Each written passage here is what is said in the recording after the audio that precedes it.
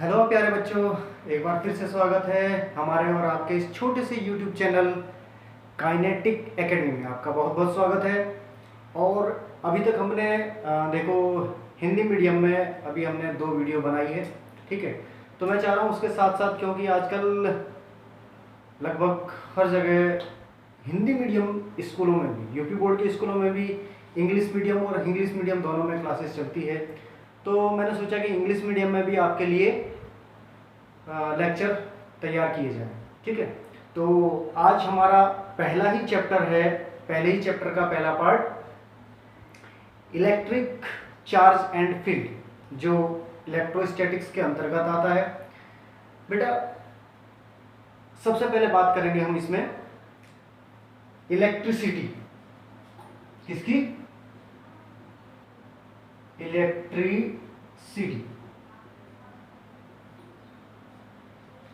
सबसे पहले बात करेंगे इलेक्ट्रिसिटी की। देखो मैंने पहले भी बताया था, पहली जो हिंदी मीडियम वाली जो वीडियो थी उसमें भी, कि यूएसए के एक साइंटिस्ट बेंजामिन फ्रैंकलिन, ये सारी कहानी उनसे जुड़ी हुई है, ठीक है। तो बेंजामिन फ्रैंकलिन एक बार हम और आपकी तरह पतंग उड़ा रहे थे और अचानक पतंग उड़ाते उड़ाते आकाश में बहुत जोर से बिजली कड़की और उनके हाथ में बहुत जोर का झटका लगा। बहुत जोर का झटका लगा, उन्होंने सोचा कि आकाश में बिजली कड़कने से इस डोर का और जो मुझे ये धक्का लगा है इसका क्या संबंध हो सकता है, ठीक है। हालांकि उन्होंने बाद में इस पर खोज की और पाया कि ये बादलों के घर्षण के कारण, ठीक है, ये बिजली पैदा हुई थी। तो electricity is a form of energy. क्या है? इलेक्ट्रिसिटी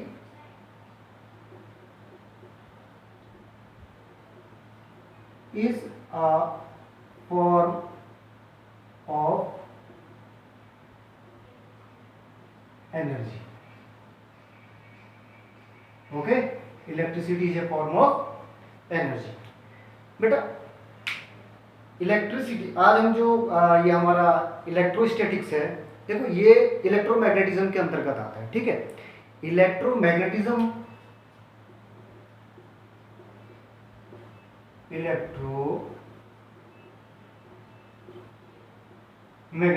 ठीक है। इसमें क्या क्या पढ़ेंगे हम, ठीक है। एक तो पढ़ेंगे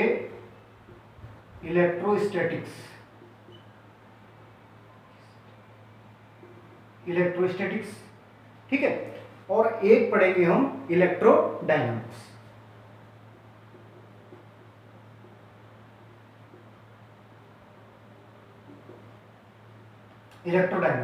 ठीक है। इलेक्ट्रोस्टैटिक्स आप अच्छी तरह समझ गए होंगे कि यहां पे हम क्या करेंगे, electrostatics that means charge at rest. पीछे भी हमने बताया था, चार्ज यानी कि रुके हुए चार्ज का यहां पे हम क्या करेंगे, स्टडी करेंगे उसको, ठीक है। रुके हुए चार्ज को स्टडी करेंगे। और ये क्या है, इधर क्या करेंगे हम, चार्ज इन मोशन, ठीक। यहां चार्ज के यानी कि गतिशील चार्ज के बारे में यहां पे क्या करेंगे, हम अध्ययन करेंगे इसका। तो फिलहाल आज हम इस पे हैं चार्ज एट रेस्ट, ठीक है। इसके बारे में हम अध्ययन करेंगे। सबसे पहले बात करते हैं हम चार्ज की। चार्ज है क्या? तो चार्ज क्या है? Charge in an charge is an intrinsic property, intrinsic property of matters, ठीक है, ऑफ मैटर, यानी कि स्वाभाविक प्रकृति, ठीक। चार्ज क्या है? किसी भी पदार्थ की क्या है, स्वाभाविक गुण है एक तरीके का, ठीक है। यानी कि चार्ज वो चाहे वो नेगेटिव है चाहे वो पॉजिटिव हो, उसका स्वाभाविक गुण है। देखो चार्ज को वैसे भी हम क्या कर सकते हैं, किसी के ऊपर क्या अप्लाई कर सकते हैं, ठीक है, उसको वैसे आवेशित किया जा सकता है, ठीक है, लेकिन चार्ज की अपनी स्वाभाविक प्रॉपर्टी जैसे, और ये इंट्रिंसिक प्रॉपर्टी मतलब लास्ट स्टेज, क्या है, लास्ट स्टेज। जैसे अभी हम यदि चार्ज और मास की बात करें, ठीक है, हम ये नहीं बता सकते कि चार्ज किससे बना हुआ है, हम ये नहीं बता सकते कि मास किससे बना हुआ है, यानी कि इसकी लास्ट पोजीशन है जिसको हम डिफाइन नहीं कर सकते, ठीक है। तो ये क्या है, चार्ज और मास, ठीक है। तो अब इसके बारे में हम थोड़ा पढ़ लेते हैं, चार्ज के बारे में। चार्ज, इसको हम क्या, क्यू इसका सिंबल, ठीक है, क्या है, क्यू इसका सिंबल। इसके ऐसा यूनिट क्या है, कूलम, ठीक, SI यूनिट क्या हो गई, कूलम,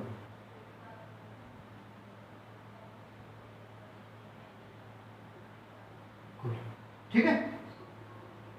और इसके बाद चार्ज क्या है, scalar quantity, scalar quantity, charge क्या है, स्केलर क्वांटिटी, ठीक है। अब चार्ज के बारे में हमने क्या क्या और पढ़ा है, इससे पहले देखो, चलो ठीक है, आप इसे उतारना चाहोगे, वैसे उतारने लायक कुछ खास चीज है नहीं, देखो आज बेसिक ही बातें होंगी इसके ऊपर, ठीक है, ये सब आप वैसे भी शायद जानते ही होंगे, ठीक है। तो इसको मिटाते हैं, वैसे आप लिखना चाहो तो 1 मिनट में लिख लो, ठीक है, अगर लिखना चाहते हो तो।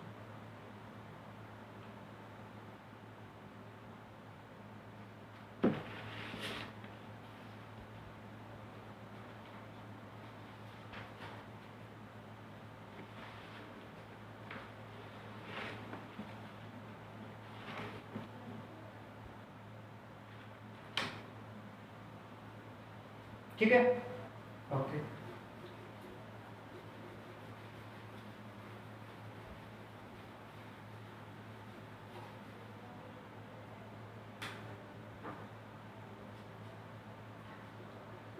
There are 2 type of charge, आप सभी जानते हैं, there are 2 type of charge, कौन कौन सा, फर्स्ट पॉजिटिव, पहले अच्छा वाला, ठीक है ना, पॉजिटिव चार्ज, एंड सेकंड क्या होगा, negative charge, positive charge and negative charge, ठीक है। चार्ज के बारे में एक और बात आपको बता देते हैं, चार्ज ऑलवेज, राइटिंग बड़ी गंदी, charge always comes with mass। देखिए पहले इसको समझ लीजिए, charge always comes with mass.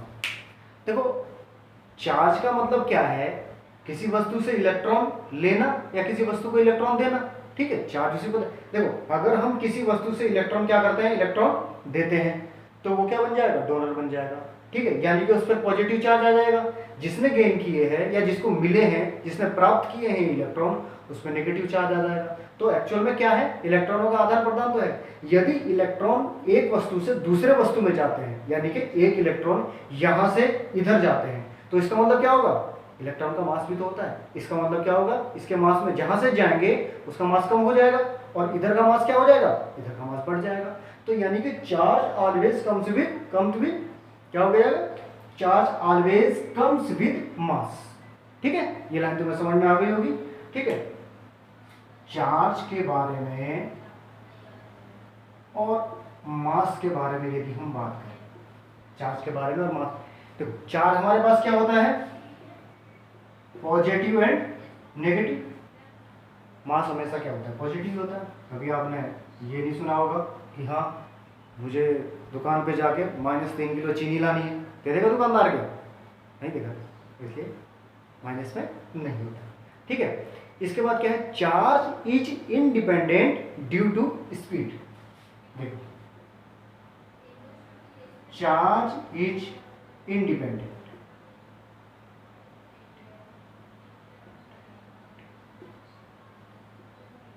Due to speed, charge is independent due to speed. देखो चार्ज क्या है, यदि चार्ज स्पीड में है, चार्ज यदि स्पीड में भी है तो भी चार्ज को कोई फर्क नहीं पड़ेगा। ये नहीं हो जाएगा कि अभी स्पीड में है तो इतना चार्ज है, और यदि यहाँ रेस्ट पोजीशन में तो इतना चार्ज है, इसकी स्पीड बढ़ी तो चार्ज भी बढ़ जाएगा या चार्ज घट जाएगा, इससे चार्ज का कोई लेना देना नहीं है।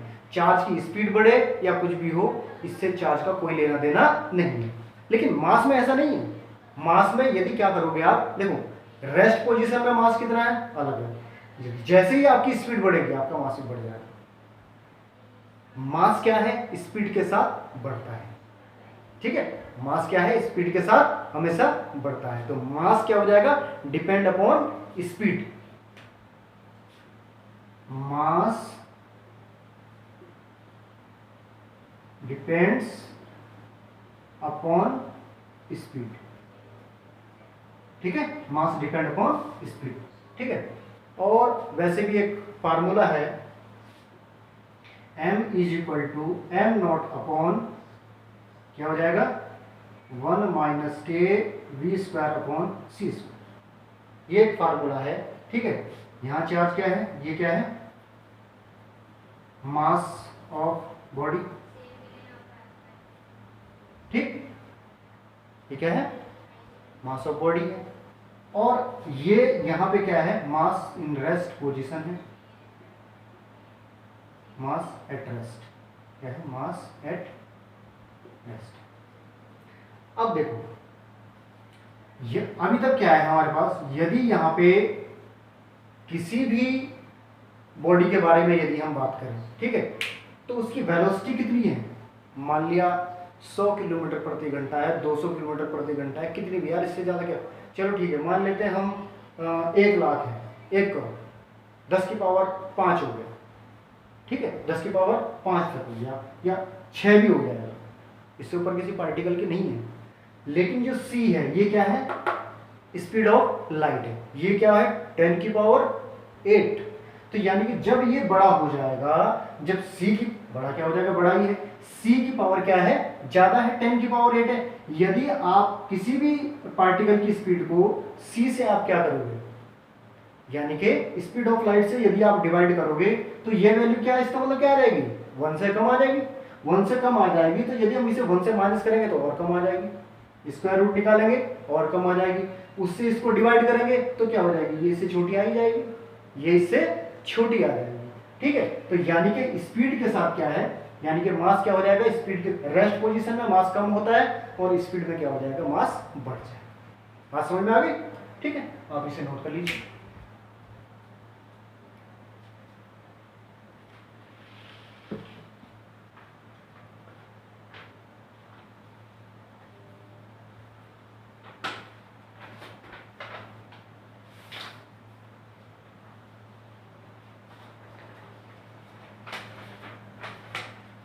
नोट कर लिया आपने,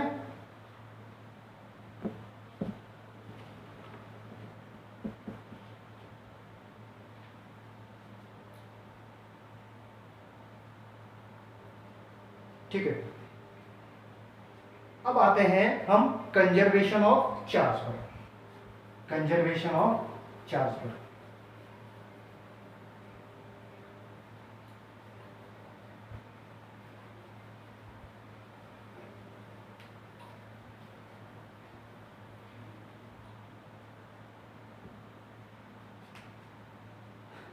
चैप्टर का नाम जो लिखा है,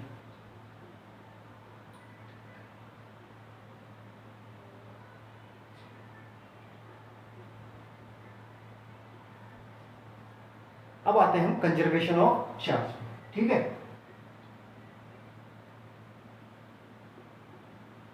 कंजर्वेशन ऑफ चार्ज, ठीक। तो इसके बारे में, charge can neither be created and nor be क्या आ जाएगा, डिस्ट्रॉयड। देखो charge can neither be created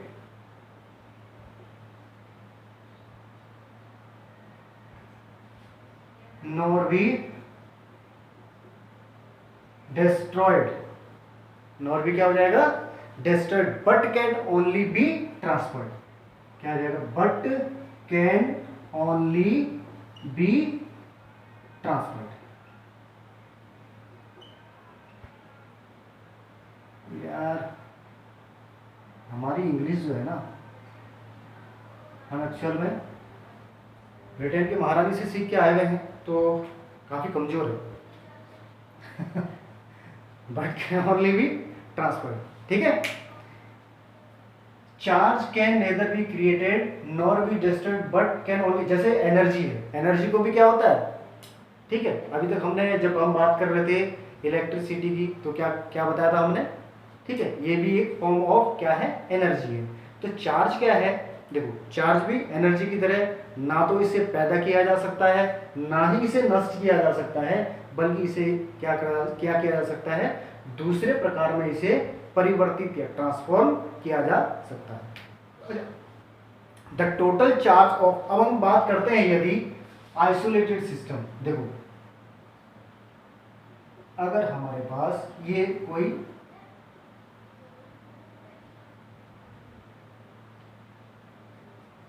बंद डिब्बा है, एक तरीके से आइसोलेटेड सिस्टम है, ठीक है, और हमने इसके अंदर ये चार्ज भर दिया, ठीक है, 3 कूलाम का, 1 कूलाम का,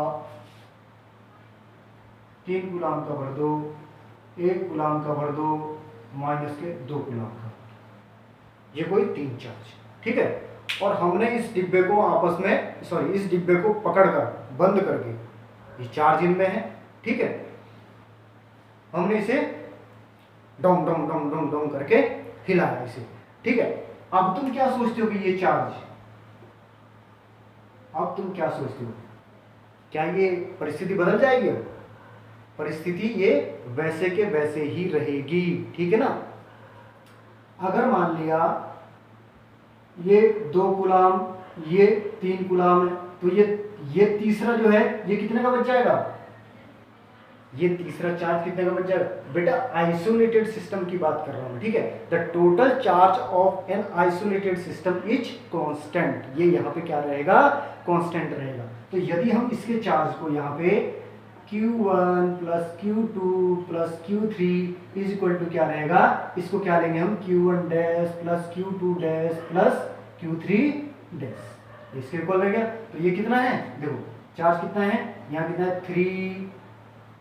3 प्लस 1 माइनस के 2 इज इक्वल टू कितना है, 2 प्लस 3 प्लस, इसे हम क्या मान लेते हैं, Q मान लेते हैं, ठीक है।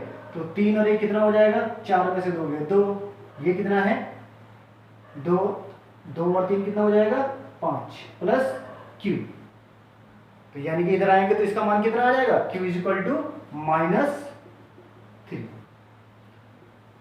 क्या हो जाएगी Q की वैल्यू -3।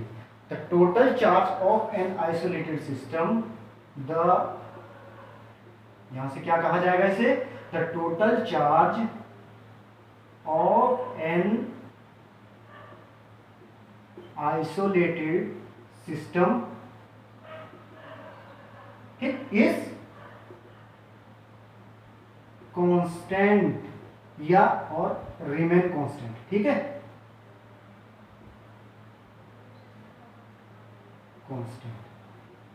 बात समझ आ गई।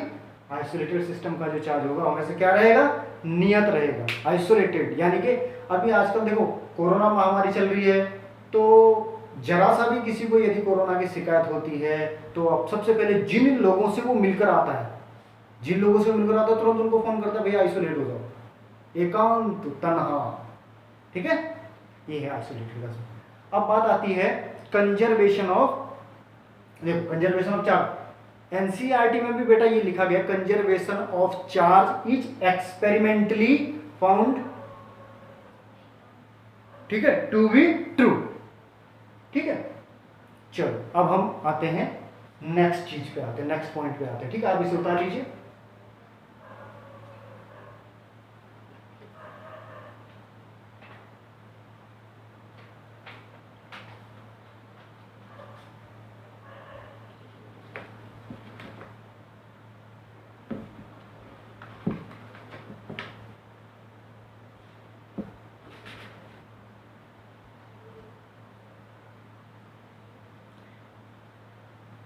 यहीं पे लिख दीजिए। चलो ठीक है। अब सेकंड पॉइंट क्या आता है बेटा आपका, क्वांटाइजेशन ऑफ चार्ज। ठीक है, quantization of charge, quantization of charge. ये क्वांटाइजेशन क्या होता है बेटा, any this anything which is available, anything which is available in fixed amount, anything which is, quantization क्या है, anything which is available in fixed amount called quantization, anything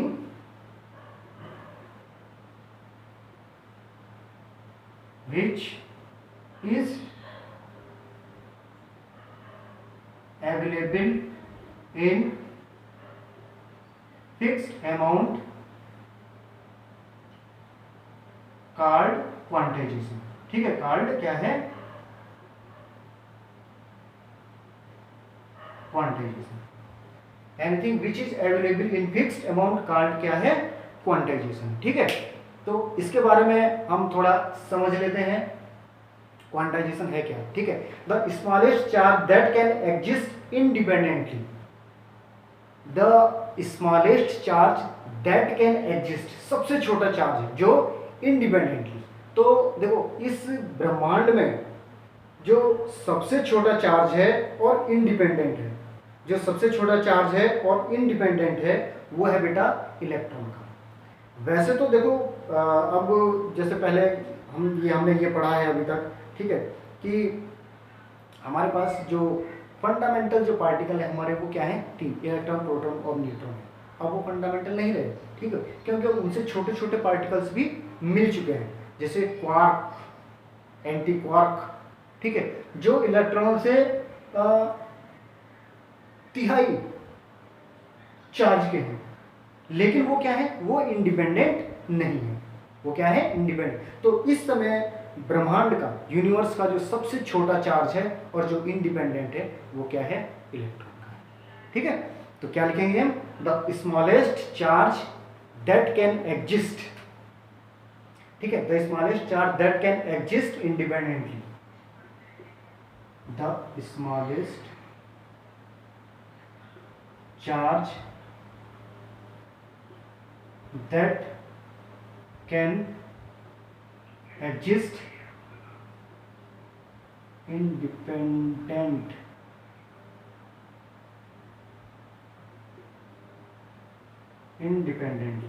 ठीक है, independently is charge on one electron, is charge क्या है वो, is charge on क्या है, one electron, वो चार्ज क्या है, वन इलेक्ट्रॉन पर। ठीक है, क्या है इलेक्ट्रॉन पर charge, E is equal to 1.6 into 10⁻⁻⁰ coulomb. ठीक है, ये क्या है हमारा फंडामेंटल चार्ज, ये क्या है हमारा fundamental charge, this is called fundamental charge. ठीक है, इसे बता लीजिए आप।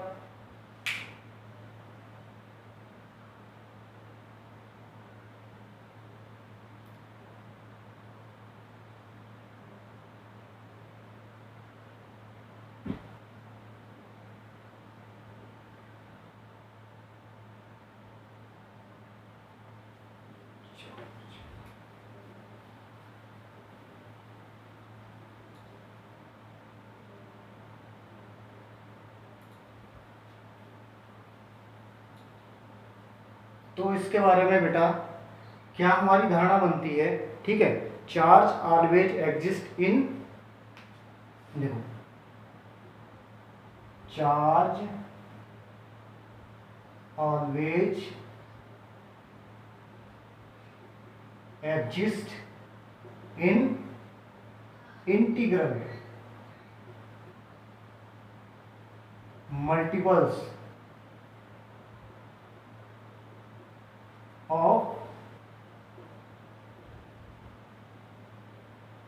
Fundamental charge. Charge always exist in integral multiples of fundamental charge. ठीक है, देखो यदि आप मार्केट में जाते हैं, आप ये कहेंगे मुझे मार्कर दे दीजिए, मार्कर दे दीजिए, तो दुकानदार आपको पूछेगा आपको कितने मार्कर, 1 2 3 4 5 6 जो भी and so on.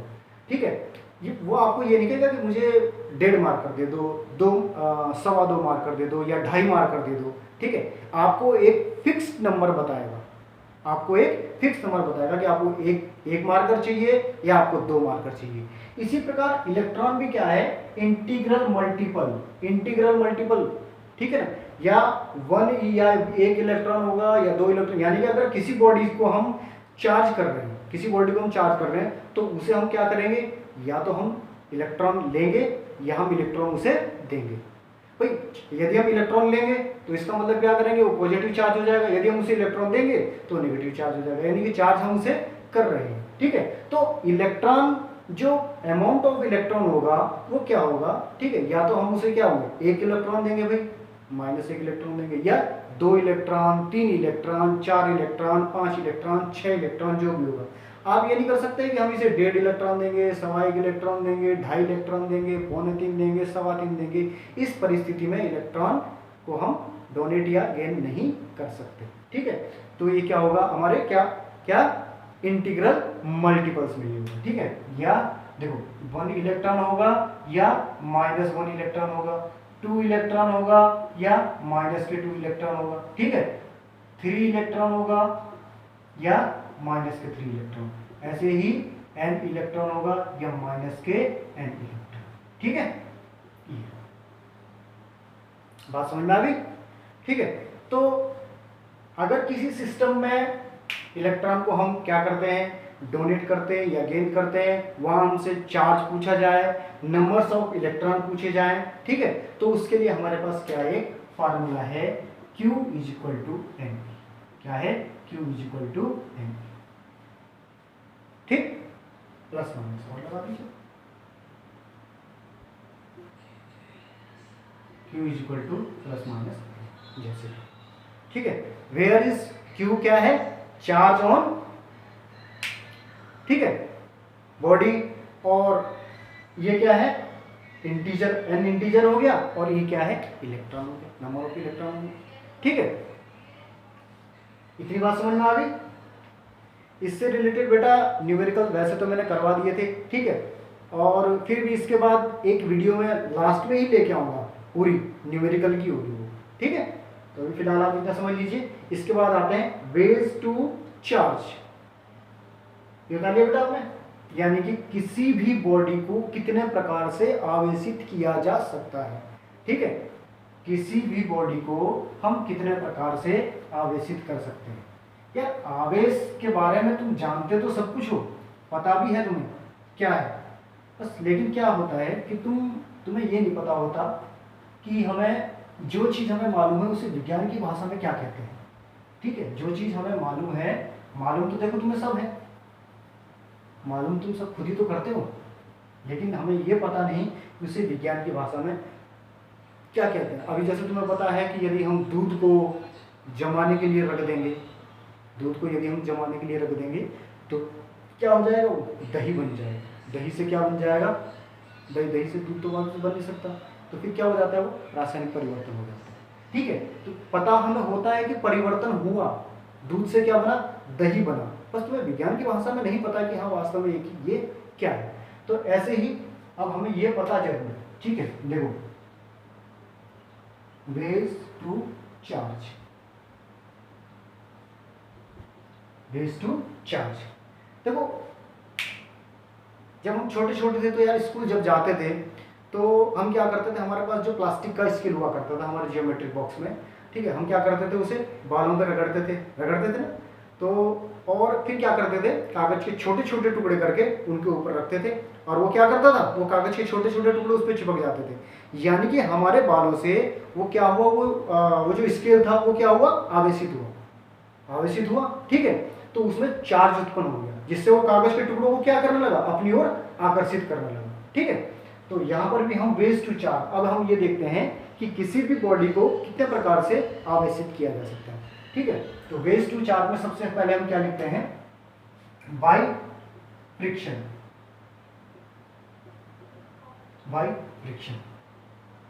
By friction में क्या होगा बेटा, जैसे हम किसी दो बॉडी को आपस में रगड़ते हैं, या हमारे पास कोई भी, ये हमारे पास दो बॉडीज हैं, ठीक, इन दो बॉडीज पे, अब ये हमारे पास यहाँ पे इसमें ये बीच में क्या है, न्यूक्लियस है, बीच में क्या है, न्यूक्लियस है, ठीक है। यहाँ पे क्या रहते हैं, न्यूट्रॉन और प्रोटॉन रहते हैं, न्यूट्रॉन और प्रोटॉन रहते हैं, ठीक है। जितने प्रोटॉन होते हैं उतने ही क्या होते हैं, बाहरी कक्षाओं में इलेक्ट्रॉन होते हैं, ठीक है।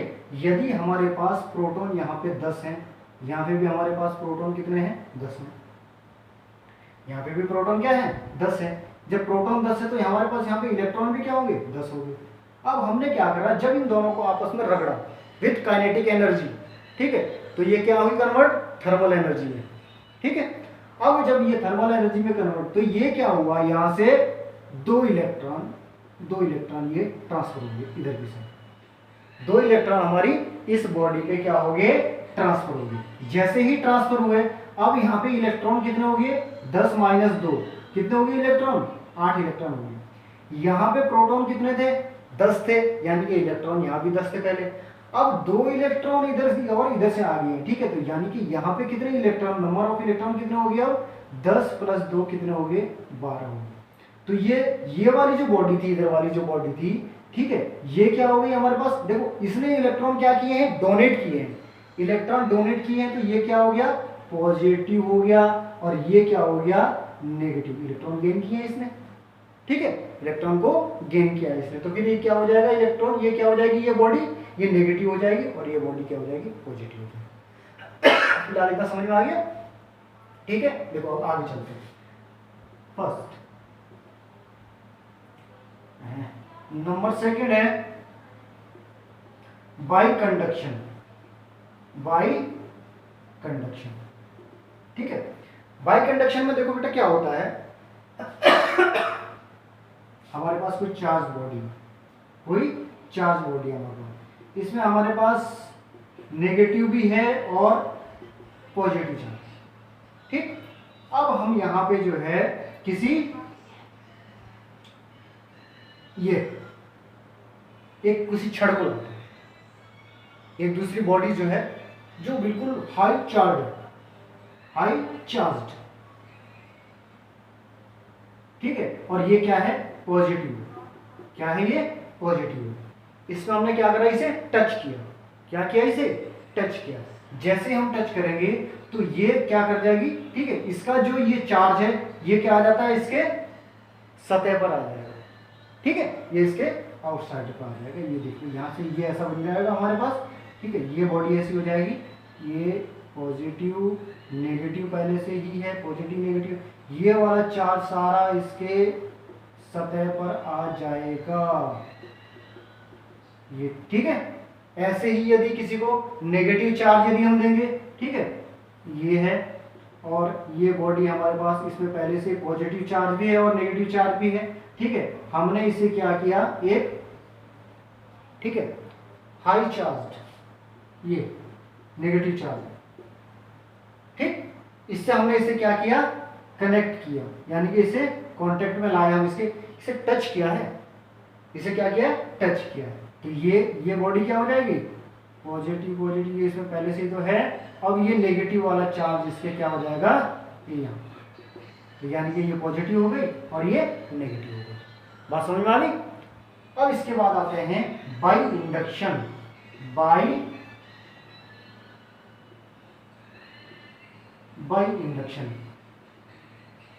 बाई इंडक्शन में क्या है बेटा, हमारे पास कोई बॉडी है, इसमें हमारे पास वही पॉजिटिव चार्ज भी है और नेगेटिव चार्ज भी है, पॉजिटिव चार्ज भी है और नेगेटिव चार्ज भी है। हमने यहाँ इसे टच नहीं किया, इसके बगल में ये एक और हमने इसके बगल में क्या कर दिया, एक पॉजिटिव चार्ज रख दिया। अब ये क्या हो जाएगा, देखो हमने क्या किया इसमें, जब हमने यहाँ पे इसे पॉजिटिव चार्ज किया, ठीक है, हमने इसमें एक न्यूट्रल बॉडी जोड़ दी, क्या कर दिया हमने इसमें, न्यूट्रल बॉडी को जोड़ दिया। जैसे ही हमने इसे न्यूट्रल बॉडी में जोड़ा तो ये वाला जो पॉजिटिव चार्ज था, ये पॉजिटिव चार्ज को रिपल करेगा, धक्का मारेगा उसे, ठीक है, नेगेटिव चार्ज को अपनी ओर क्या करेगा, अट्रैक्ट करेगा। तो इसके अंदर जितने भी ये पॉजिटिव चार्ज है, ये पॉजिटिव चार्ज कहाँ आ जाएगा, इधर आ जाएगा, ये पॉजिटिव चार्ज सारा इधर आ जाएगा, ठीक है। तो थोड़ी देर में जो कंडीशन बनेगी वो इस प्रकार बनेगी, ठीक है, कि ये वाली बॉडी पे जो पॉजिटिव चार्ज सारा इधर, वही पॉजिटिव चार्ज को इसने धक्का दिया पॉजिटिव चार्ज को इसने धक्का दिया, तो ये वाली बॉडी जो है ये दोनों कैसी हो जाएगी। अब इसमें क्या बच जाएगा, फिर इसमें ओनली टोटल क्या बच जाएगा, नेगेटिव चार्ज बच जाएगा इसमें, यहाँ ये नेगेटिव चार्ज बच गया इसमें, ठीक है। और ये वाली बॉडी को इसने, क्योंकि ये क्या था, ये न्यूट्रल बॉडी हमने यहाँ लगाई थी, ठीक है, तो ये वाले क्या, माइनस वाले क्या आगे, सारे इधर आ गए, माइनस वाले सारे इधर रहेंगे, क्योंकि माइनस को अट्रैक्ट करेगा, और इसने पॉजिटिव वाले को उधर क्या करा, रिपेल करा है, तो पॉजिटिव चार्ज यहाँ, ये ऋणावेशित हो गई और ये धनावेशित। इसी प्रकार हम क्या कर सकते हैं, जब यहाँ पे माइनस को रखेंगे, तो ये प्लस को अपनी ओर अट्रैक्ट करेगी और माइनस को उधर रिपेल करेगी। बात समझ में आ गई, ठीक,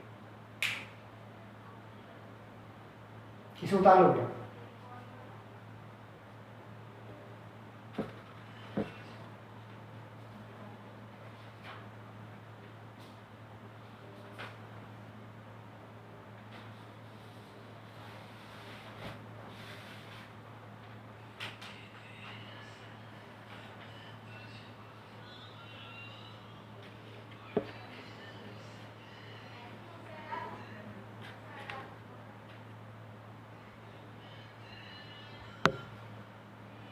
अब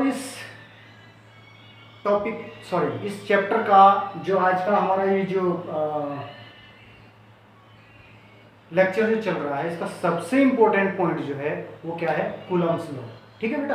अब हम कूलम्स लॉ के बारे में समझते हैं। देखो, नोट्स साथ साथ बनाते रहना, ठीक है, अपना पेन और कॉपी साथ में लेके बैठना, ठीक है। जो नोट्स आप खुद अपने आप से बनाओगे वही नोट्स आपको सबसे ज़्यादा याद होंगे, ठीक है। नोट्स अगर आप किसी दूसरे से लेते हो या कहीं से भी, तो वो नोट्स उतने याद नहीं हो पाएंगे। अपनी भाषा में अपने हिसाब से जो नोट्स बनाओगे वो तुम्हें, देखो जहाँ छोटी छोटी बातें होंगी, ठीक है, कुछ बातें ऐसी होती जो लिखी नहीं जाती, ठीक है, कही जाती है, वो भी तुम क्या करा करो, लिख लिया करो, वो भी तुम लिख लिया करो अपनी भाषा में, ठीक है। वीडियो को रोक लो और लिख लो।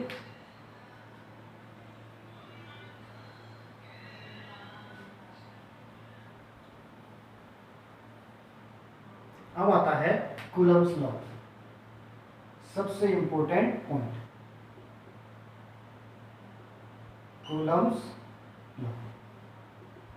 कूलम्स लॉ की बेटा मैंने जो हिंदी वाली वीडियोस बनाई है उसमें एक अलग से कूलम्स लॉ की वीडियो भी बनाई, ठीक है। फिलहाल हम यहाँ बात करते हैं कूलम्स लॉ की, ठीक है। देखो हमारे पास यहाँ पे दो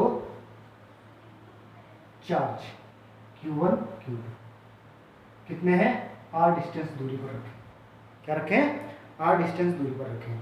तो इनके लिए कूलम्स ने एक लॉ दिया, इनके लिए कूलम्स ने एक नियम दिया, the attraction and repulsion forces between two charges, the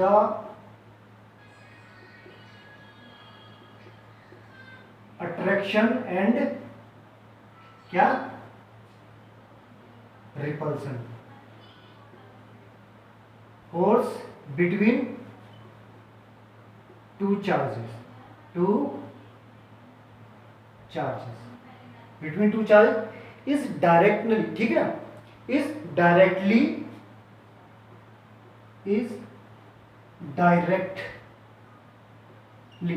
ठीक है, proportional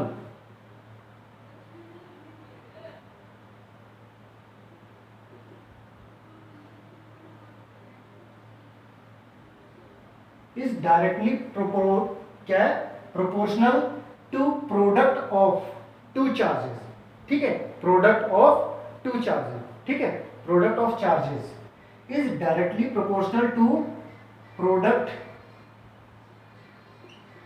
of charges and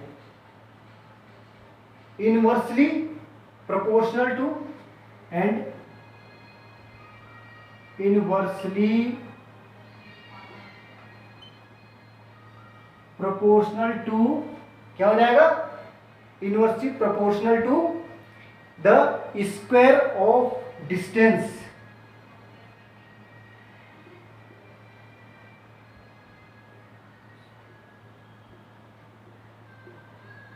distance between them. ठीक है, द अट्रैक्शन एंड रिपल्सन, ठीक है, force between two charge is directly proportional to product of charges and inversely proportional to square of distance between them. ठीक है, तो यानी कि the attraction and repulsion forces, यानी कि F इज डायरेक्टली क्या है, प्रोपोर्शनल टू क्या, प्रोडक्ट ऑफ चार्ज। प्रोडक्ट यानी कि चार्ज क्या है, Q1 और Q2 है, Q1 और Q2 है। ठीक है, और बाकी क्या है, and inversely proportional, inversely proportional, देखो इसको इनवर्स लॉ भी कहा जाता है इसे। ठीक है, ये 1/r², क्या कहा जाता है, इनवर्स स्क्वायर लॉ भी कहा जाता है इसी, इसलिए इसे क्या कहा जाता है, inverse square law, square law भी कहा जाता है, इनवर्स स्क्वायर लॉ भी कहा जाता है। ठीक है बेटा, अब हमारे पास जब ये दोनों क्या है, इसके प्रोपोर्शनल है, तो हम इसको क्या एक ही लाइन में लिख लेते हैं। ठीक है, क्या हो जाएगा, Q1 Q2 अपॉन r² हो जाएगा, Q1 Q2 अपॉन क्या हो जाएगा, r² हो जाएगा। ठीक है, ये इसको हम अब क्या करते हैं बेटा, F is equal to K, एक कांस्टेंट के साथ लिख देते हैं, Q1 Q2 upon r², Q1 Q2 upon r², ये इसका फार्मूला है कूलम्ब्स लॉ। अब हम बात करते हैं, ठीक है, इसकी यूनिट की बात करते हैं। ठीक है, इन सीजीएस सिस्टम में, सीजीएस सिस्टम में, in CGS system, CGS system में क्या है बेटा, K इज इक्वल टू 1 रखा गया, क्या रखा गया, K इज इक्वल टू 1 रखा गया, तो इसकी वैल्यू कितनी आई, F इज इक्वल टू क्या हो जाएगा, जब K इज इक्वल टू 1 हो जाएगा, Q1 Q2 upon r² dine. CGS system में क्या होता है, F का मात्रा क्या हो जाता है, डाइन। ठीक, and in SI unit, in SI unit, in SI system में क्या हो जाएगा बेटा, SI सिस्टम में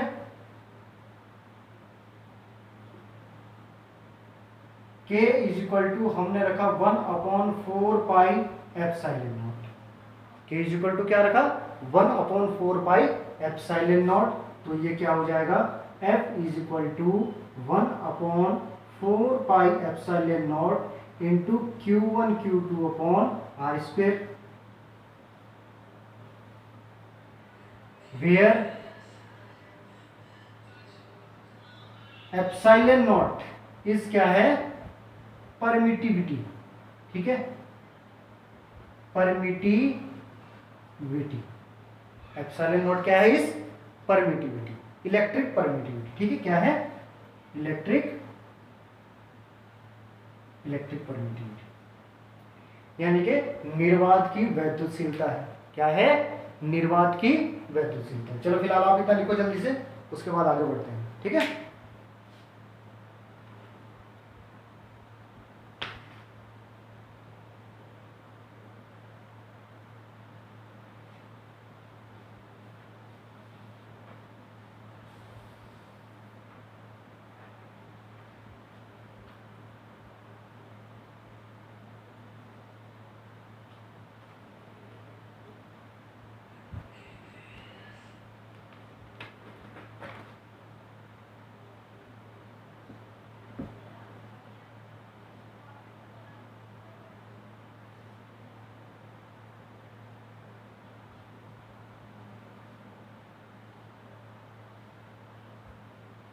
लिख लिया होगा बेटा,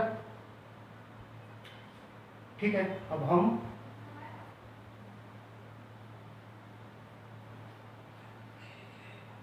आगे देखो, ठीक है।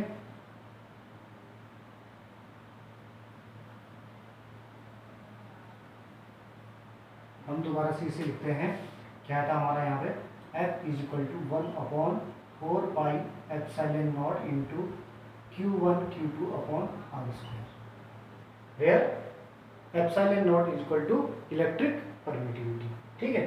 यहाँ पे यदि हम एप्सिलॉन नॉट की वैल्यू निकालते हैं, epsilon naught is equal to 1/4 pi, F क्या आ जाएगा, यहाँ अपॉन में आ जाएगा, ठीक है, into Q1 Q2 upon are square आ जाएगा, याद है, ठीक है। और इसकी यूनिट क्या आ जाएगी बेटा,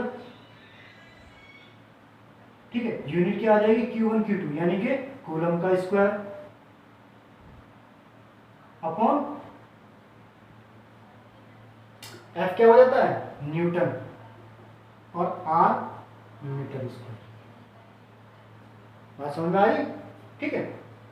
अब ठीक है, ये वैल्यू आ गई, हमें ये पता है। अब इसकी न्यूमेरिक वैल्यू देखो, numeric value of epsilon not, ठीक है। तो हम यहाँ पे क्या करेंगे, हमें पता है 1/4 pi epsilon naught is equal to होता है बेटा 9 इंटू 10 की पावर, ये नोट कर लो, 1/4 पाई एप्सिलॉन नॉट यानी कि k इज इक्वल टू क्या था, 1/4 pi epsilon naught is equal to, इसकी वैल्यू क्या होती है, 9 इंटू 10 की पावर क्या हो जाता है, 9, ठीक है। अब यहां से हम यदि ई एप्सिलॉन नॉट की जो है न्यूमेरिक वैल्यू यदि हम इसे फाइंड करते हैं, तो epsilon naught is equal to क्या हो जाएगा, 1/4 पाई इंटू 9 इंटू 10 की पावर 9, 9 इंटू 10 की पावर 9, ठीक है। तो ये कितना आ जाएगा हमारे पास, 8 इंटू 86 इंटू 10 टू की पावर माइनस के, कितना आ जाएगा, 12, 10 टू की पावर माइनस 12, या फिर हम इसे ऐसे भी लिख सकते हैं, इसको हम 9 लिख सकते हैं, 10 की पावर माइनस 12, जो भी न्यूमेरिकल में जो भी तुम्हें सूट करेगी वही वैल्यू लिखी, ठीक है, जो भी तुम्हें सूट करती है वही वैल्यू लिखी, ठीक है बेटा। अब बात आती है, ये दिमाग समझ में आ गई कूलम के बारे में, ठीक है। अब बात करते हैं हम यहाँ पे यूनिट चार्ज की, क्या करते हैं, यूनिट चार्ज,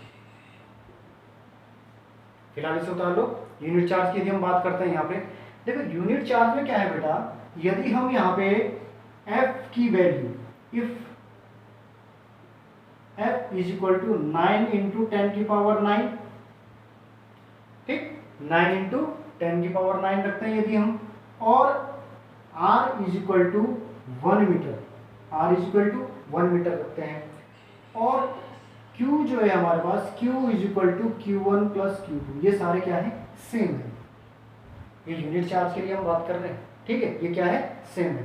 तो वैल्यू कितनी हो जाएगी, इस वैल्यू को यहाँ पुट करो जरा, सॉरी इस वैल्यू को यहाँ पुट करो जरा, ठीक है। तो कितनी हो जाएगी, F की वैल्यू कितनी होगी, 9 इंटू 10 की पावर 9, इसे चाहे तो इक्वेशन 1, फ्रॉम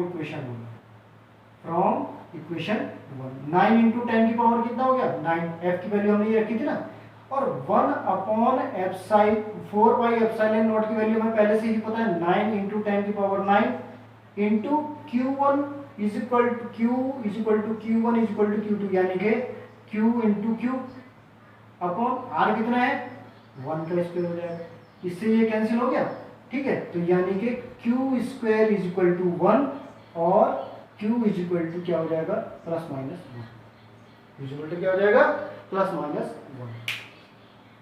तो इससे हमारा क्या निष्कर्ष निकलता है, if two equal and like charges kept, क्या if two equal and like charges kept 1 meter apart from, ठीक, from each other in air or vacuum, they repel each other by the force of 9 into 10 की power 9 Newton, ठीक, called, ठीक है, then the charge is called क्या हो जाएगा, unit charge, then the charge is called, क्या हो जाएगा, यूनिट चार्ज। इसकी सहायता से देखो हमने ये क्या बनाई है, यूनिट चार्ज की क्या बनाया, यूनिट चार्ज का मीन्स बनाया है, ठीक है। If two same or like charge, ठीक, kept 1 metre apart from each other in vacuum or air, ठीक, बाय फोर्स कितना, 9 इंटू 10 की power 9, then the charge is called क्या, यूनिट चार्ज, ठीक। चाहे से आप लिख भी लीजिए, ठीक है। इफ यूनिट चार्ज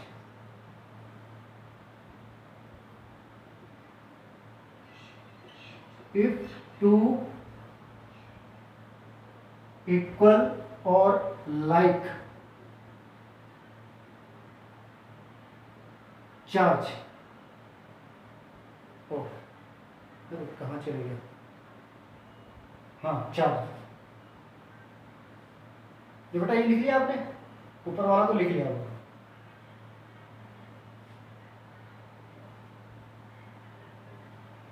ठीक है, ये आपने लिख लिया होगा, ठीक है, इसे शुरू से याद,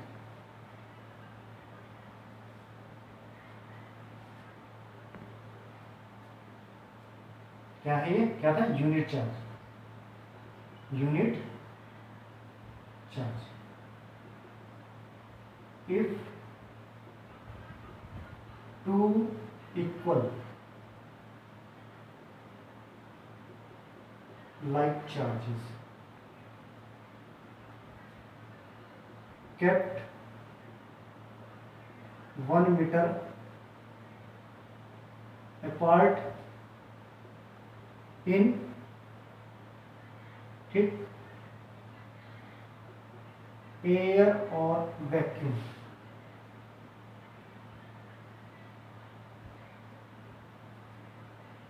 from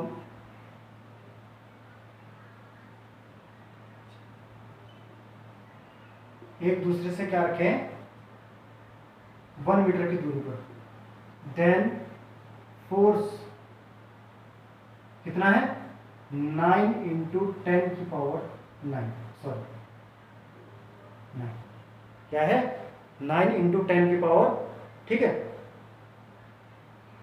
from each other, then they ripple,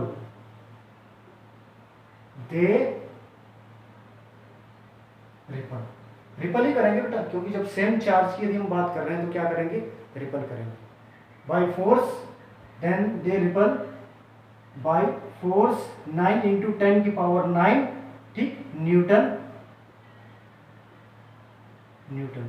ठीक, देन कॉल्ड, या केवल कॉल्ड यूनिट चार्ज,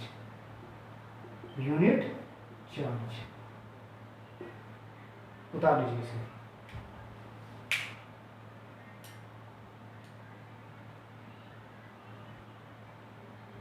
न्यूटन, ये न्यूटन है, न्यूटन कॉल्ड यूनिट चार्ज, यहाँ आप ऐसे भी लिख सकते हैं, देन न्यूटन, फिर क्या लिखेंगे, the charge is called unit charge या called unit charge. If two equal or like charges kept 1 meter apart in air or vacuum from each other, then they repel by force कितना, या with force 9 into 10 की power 9 Newton, called unit charge, ठीक है। यदि दो क्या equal यानी कि समान आवेश एक दूसरे से 1 मीटर की दूरी पर रखे हैं, तो क्या करेंगे वो, यानी कि प्रतिकर्षण, तो वे एक दूसरे को 9 गुणा 10 की पावर 9 न्यूटन का प्रतिकर्षण बल लगाएंगे, ठीक है, और वो चार्ज क्या कहलाएगा, यूनिट चार्ज कहलाएगा, ठीक। देन द चार्ज इज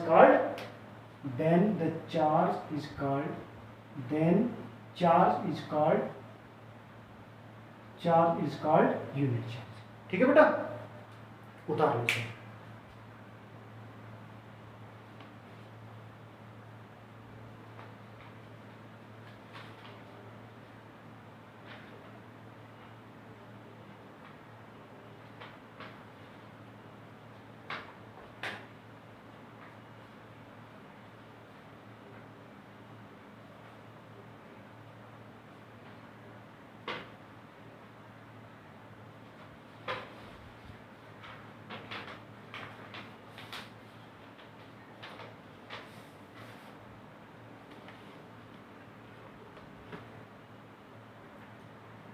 अब थोड़ा लास्ट टॉपिक पे बात कर लेते हैं बेटा, इस आज के चैप्टर का लास्ट टॉपिक, लास्ट पॉइंट, आज के चैप्टर का लास्ट पॉइंट, आज इस पे बात करते हैं थोड़ी।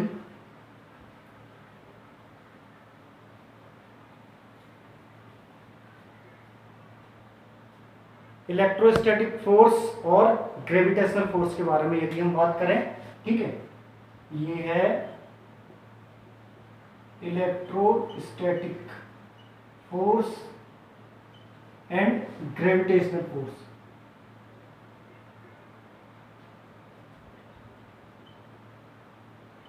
ग्रेविटेशनल फोर्स, ठीक, ये क्या हो जाएगा हमारा एफ ई या ई एस, और ये क्या हो जाएगा एफ जी। यदि हम इन दोनों के बारे में बात करें, ठीक है, सॉरी इसका इसी ये लिख भी हम साथ ही साथ देते हैं, ठीक है, देखो ये क्या हो जाता है के, यानी कि के या 1/4 पाई एप्सिलॉन नॉट, कोई दिक्कत नहीं है, Q1 Q2 upon are square. और देखो ग्रेविटेशन के बारे में आप 11th में पढ़ चुके हैं, न्यूटन का गुरुत्वाकर्षण नियम पढ़ा था ना आपने, ठीक है, तो F G is equal to यहाँ क्या हो जाता है कैपिटल जी, और ये यहाँ पे किसके बीच लगता है m1 m2 के बीच में, और ये डिस्टेंस कितनी थी, यहाँ भी आर स्क्वायर होती है, यहाँ भी आर स्क्वायर होती है, ठीक, और यहाँ पे मान कितना होता है इसका जी का 6.67 newton metre square upon KG square, ठीक है बेटा, ये इसका जी की वैल्यू है, ठीक है। तो इलेक्ट्रोस्टैटिक फोर्स और ग्रेविटेशनल फोर्स के बीच में हम थोड़ी क्या करते हैं सिमिलरिटी पर, यदि इस पर चर्चा की जाए, ठीक है, तो सिमिलरिटी क्या है बेटा, ये दोनों इनवर्स स्क्वायर लॉ को फॉलो करते हैं, दोनों किसको फॉलो करते हैं, इनवर्स स्क्वायर लॉ को फॉलो करते हैं। अब हम यहाँ पे सिमिलरिटीज की यदि हम बातें करेंगे, सिमिलरिटीज, अगर हम सिमिलरिटी की बात करें, ठीक है, तो ये क्या करते हैं F1 अपॉन आर स्क्वायर, ये दोनों इस रूल को क्या करते हैं फॉलो करते हैं, इनवर्स स्क्वायर लॉ को, इनवर्स स्क्वायर लॉ को क्या करते हैं फॉलो करते हैं, दोनों क्या करते हैं इनवर्स स्क्वायर लॉ को क्या करते हैं फॉलो करते हैं। Act along line joining centre, देखो ये यहां पे क्या था Q1 Q2, ठीक है, और ऐसे ही यहां पर क्या हुआ करता था, जो ग्रेविटेशन फोर्स में होता है वो क्या होता है M1 M2, ये दोनों ही क्या है, ये जो इनकी क्रिया रेखा है, ये इनकी क्रिया रेखा ये है, इन दोनों के बीच से, सेंटर के बीच से, ये केवल इसी पर कार्य करता है, ये ऊपर नीचे और कहीं भी कार्य नहीं करेगा, इस बात का विशेष ध्यान रखना है। ये जो रेखा है act along line joining centre, act along line joining centre, act along line joining centre, ठीक है, act along line joining centre. ये क्या होगी बेटा इसकी सिमिलरिटीज। अब बात करते हैं हम इसके डिफरेंस पे, ठीक है, बात करते हैं डिफरेंस। डिफरेंस की यदि हम बात करें सबसे पहले, तो जो एफ ई है हमारा, ठीक है, इलेक्ट्रोस्टैटिक जो हमारा फोर्स है, ये repulsive as well as attractive. यहां पे क्या होता है एफ ई क्या है हमारा रिपल्सिव एज वेल एज क्या है अट्रैक्टिव, ये दोनों में काम करता है। रिपल्सिव में भी आपने देखा होगा ये आकर्षण बल के लिए भी और प्रतिकर्षण बल पे भी कार्य करता है, जबकि एफ जी ऑलवेज अट्रैक्टिव, जबकि ये ग्रेविटेशन फोर्स क्या करता है हमेशा एक्ट ऑन क्या अट्रैक्टिव, ये हमेशा क्या रहेगा, ये हमेशा अट्रैक्टिव रहेगा, ऑलवेज अट्रैक्टिव, अट्रैक्टिव ऑलवेज, ठीक है, पहला ये हो गया। अब दूसरे की बात हम यदि करते हैं, इंडिपेंडेंट ऑफ मीडियम क्या है, एफ जी क्या रहेगा इंडिपेंडेंट ऑफ मीडियम रहेगा, एफ जी यानी कि gravitational force independent of medium, और जो हमारा इलेक्ट्रोस्टैटिक फोर्स है ये डिपेंड अपॉन मीडियम रहेगा। डिपेंड अपॉन पता है आपको, अभी आपने पढ़ा भी है, ठीक है, डिपेंड अपॉन मीडियम। और जी की वैल्यू क्या रहती है, जी की वैल्यू आपको बता दी गई है, ठीक है। जी की वैल्यू है 6.67 into 10⁻⁻11 newton metre square upon kilogram square. लेकिन इसकी वैल्यू क्या है हमारी के की, सॉरी हाँ यहाँ पे हमारा क्या है, ठीक है, ये के की वैल्यू, के की वैल्यू क्या है, क्योंकि ये यहाँ पे इसका क्या है, ये कांस्टेंट है, यहाँ पे इसका है कांस्टेंट। के की वैल्यू क्या है बेटा हमारी 9 into 10⁻9 newton metre square upon coulomb square. बात समझ में आ गई है। तो इससे एक निष्कर्ष क्या निकलता है यहाँ पे कि एफ ई इज क्या हो जाएगा, ग्रेटर देन एफ जी, यानी कि एफ ई एफ जी से बहुत बड़ा होता है, एफ ई एफ जी से बहुत बड़ा होता है। फिलहाल आज के लिए इतना ही। गुड बाय, टेक केयर, अपना ध्यान रखें और बेटा मेहनत के साथ पढ़ते रहें, ठीक है। Take care, bye, good night.